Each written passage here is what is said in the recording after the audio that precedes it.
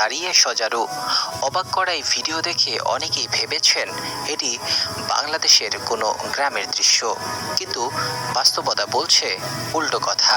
Viral এই ভিডিওর সঙ্গে বাংলাদেশের কোনো সম্পর্কই নেই। সামাজিক যোগাযোগ মাধ্যমে সম্প্রতি ভিডিওটি ব্যাপকভাবে ছড়িয়ে পড়েছে, যেখানে দেখা যায় একটি ছোট্ট শিশুর কোলে একটি গন্ধগোকুল এবং তার পেছনে একটি সজারু দাঁড়িয়ে রয়েছে। ভিডিওটি ঘিরে অনেক ব্যবহারকারী দাবি করছেন এটি বাংলাদেশের কোনো একটি এলাকার ঘটনা। একই দাবি ছড়িয়ে পড়েছে ফেসবুক ও ইনস্টাগ্রামের বিভিন্ন পোস্টে। এমনকি ভারতের একটি গণমাধ্যমেও ভিডিওটি বাংলাদেশের বলে উল্লেখ করা হয়েছে। তবে তথ্য যাচাইকারী প্রতিষ্ঠান রিউমার স্ক্যানারের অনুসন্ধানে জানা গেছে আসল ঘটনা। ভাইরাল এই ভিডিওর দাবিটি আসলে সঠিক নয়। ভিডিওটি বাংলাদেশেরই নয়, এটি শ্রীলঙ্কার একটি ভিডিও, যা ভুল দাবিতে বাংলাদেশের বলে প্রচার করা হচ্ছে।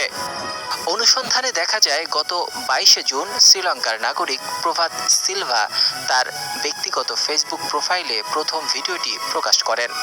ভিডিওটির ক্যাপশন সিংহলিস ভাষায় লেখা ছিল, যার বাংলা অনুবাদ করলে দাঁড়ায়, ছোট্ট ভাই তার বোনের সঙ্গে কুবুরুতে যাচ্ছে।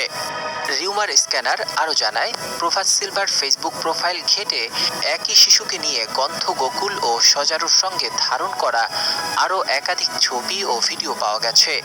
এসব কন্টেন্ট থেকে স্পষ্ট হয় প্রাণীগুলো তার পরিচিত পরিবেশের অংশ এবং ঘটনাটি শ্রীলঙ্কাতেই ধারণ করা হয়েছে। অন্যদিকে ভিডিওটি বাংলাদেশের কোন এলাকায় ধারণ করা হয়েছে এমন দাবির পক্ষে নির্ভরযোগ্য কোনো তথ্য প্রমাণ পাওয়া যায়নি। ফলে ভাইরাল ভিডিওটিকে বাংলাদেশের ঘটনা হিসেবে প্রচার করা সম্পূর্ণ বিভ্রান্তিকর।